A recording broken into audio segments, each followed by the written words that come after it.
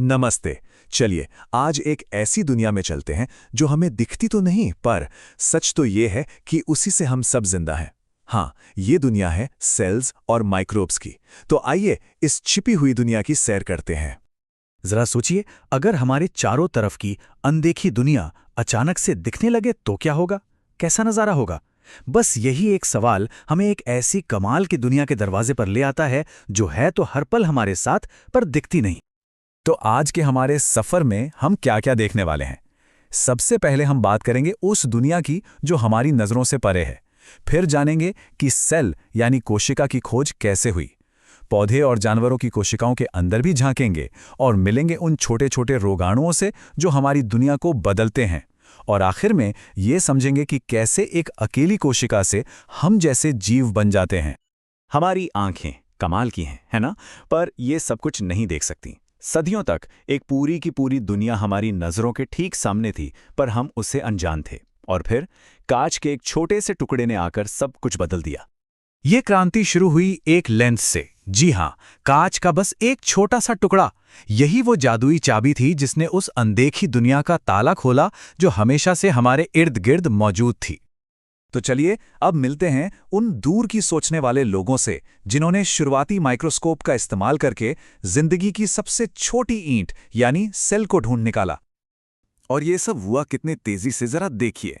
1665 में Robert Hooke ने cell या कोशिका शब्द दिया। इसके कुछ ही साल बाद एंटनी वैन ल्यूवेनहॉयक ने उनसे भी बेहतर माइक्रोस्कोप बना लिए और पहली बार जिंदा रोगाणुओं को अपनी आंखों से देखा। देखते देखते विज्ञान का एक पूरा नया चैप्टर खुल गया था। रॉबर्ट हुक का माइक्रोस्कोप कोई मामूली चीज नहीं था। सोचिए, ये चीजों को 200 से 300 गुना तक बड़ा करके दिखा सकता था। मतलब वो राज भी अब सामने थे जिन्हें पहले कभी किसी ने नहीं देखा था। अच्छा, ये सेल शब्द आया कहाँ से? कहानी बड़ी दिलचस्प है। जब हुक ने एक कॉर्क के टुकड़े को माइक्रोस्कोप के नीचे देखा तो उन्हें मधुमक्खी के छत्ते जैसे छोटे छोटे खाने दिखे, बिल्कुल खाली कमरे जैसे। और इन्हीं छोटे छोटे कमरों को उन्होंने सेल नाम दे दिया। ठीक है, तो कोशिका की खोज तो हो गई, पर सवाल ये था कि इसके अंदर क्या है।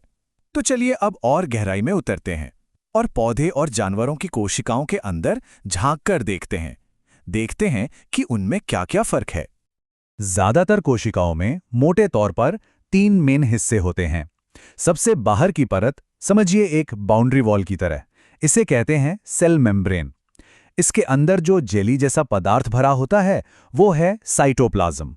और बिल्कुल बीच में होता है इसका कंट्रोल सेंटर, इसका दिमाग यानी न्यूक्लियस, जो सारी एक्टिविटी को कंट्रोल करता है। पर पौधे और जानवरों की कोशिकाओं में कुछ बड़े मजेदार फर्क होते हैं। जैसे पौधों की कोशिकाओं के बाहर एक और मोटी सख्त दीवार होती है जिसे सेल वॉल कहते हैं। ये उन्हें मजबूती देती है। फिर उनमें होते हैं क्लोरोप्लास्ट, जिनकी मदद से वो धूप से अपना खाना बनाते हैं। ये दोनों ही चीजें जानवरों की कोशिकाओं में नहीं मिलती। अब बात करते हैं माइक्रोब्स यानी रोगाणुओं की। ये वो जीव हैं जो ज्यादातर सिर्फ एक ही कोशिका से बने होते हैं, पर इनकी मौजूदगी हर जगह है। जमीन में, पानी में, हवा में, यहां तक कि हमारे शरीर के अंदर भी। तो ये सूक्ष्म जीव या रोगाणु आखिर हैं क्या? बहुत सीधी सी बात है।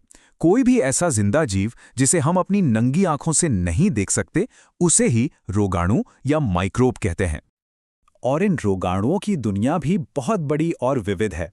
इसमें बैक्टीरिया आते हैं, फंगी आते हैं जैसे कि ब्रेड बनाने वाला यीस्ट या फिर फफूंद। प्रोटोजोआ भी हैं जैसे अमीबा। कुछ शैवाल भी माइक्रोस्कोपिक होते हैं। और हाँ, वायरस भी। बस फर्क ये है कि वायरस सिर्फ किसी जिंदा सेल के अंदर जाकर ही अपनी संख्या बढ़ा सकते हैं। ये छोटे छोटे जीव सिर्फ यहाँ वहाँ मौजूद ही नहीं है। नहीं, ये असल में हमारी दुनिया को लगातार बदल रहे हैं, उसे आकार दे रहे हैं। तो चलिए देखते हैं कि इन नन्हे निवासियों का हमारे पर्यावरण और खाने पीने की चीजों पर कितना जबरदस्त असर पड़ता है। एक कमाल की बात पता है, ये रोगाणु असल में हमारी प्रकृति के सबसे जरूरी रिसाइक्लर्स हैं। इन्हें कुदरत का सफाई कर्मचारी भी कह सकते हैं। बैक्टीरिया और फंगी जैसे माइक्रोब्स मरे हुए पेड़ पौधों और जानवरों को तोड़कर जरूरी पोषक तत्वों को वापस मिट्टी में मिला देते हैं। जरा सोचिए, अगर ये ना होते तो हमारी धरती का क्या होता? हर तरफ बस कचरे का ढेर होता। इनकी ताकत का एक रोजमर्रा का उदाहरण चाहिए? अपनी रसोई में देखिए। जब आटे में चीनी और खमीर मिलाया जाता है और फिर उसमें गुनगुना पानी डालते हैं तो खमीर यानी यीस्ट चीनी को खाकर सांस लेना शुरू कर देता है। इस प्रोसेस में निकलती है कार्बन डाइऑक्साइड गैस। यही गैस आटे में छोटे छोटे बुलबुले बनाती है और हमारा आटा एकदम नरम फूला हुआ हो जाता है। रसोई से एक और उदाहरण लें, दही। दही और कुछ नहीं बल्कि लैक्टोबैसिलस नाम के एक बैक्टीरिया का कमाल है। ये बैक्टीरिया दूध में मौजूद चीनी यानी लैक्टोज को खाता है, अपनी संख्या बढ़ाता है और दूध को फर्मेंट कर देता है, और नतीजा बढ़िया गाढ़ा दही। तो अब आते हैं सबसे बड़े सवाल पर।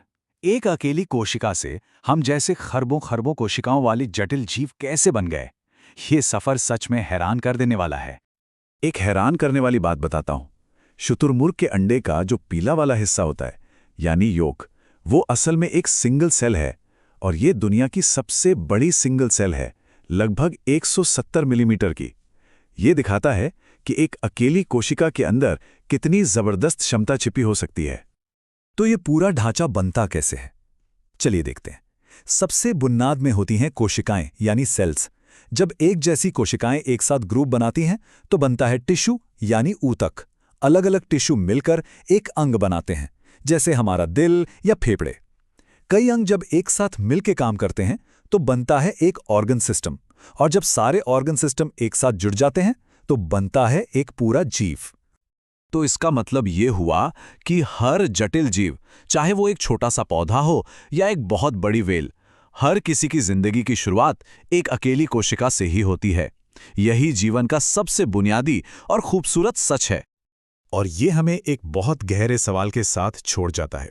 अगर खरबों कोशिकाएं मिलकर एक दूसरे का सहयोग करके एक पूरा जीव बना सकती हैं, तो हमारे चारों ओर सहयोग के ऐसे और कौन से अदृश्य अनदेखे रूप हैं जो इस दुनिया को चला रहे हैं, इसे आकार दे रहे हैं?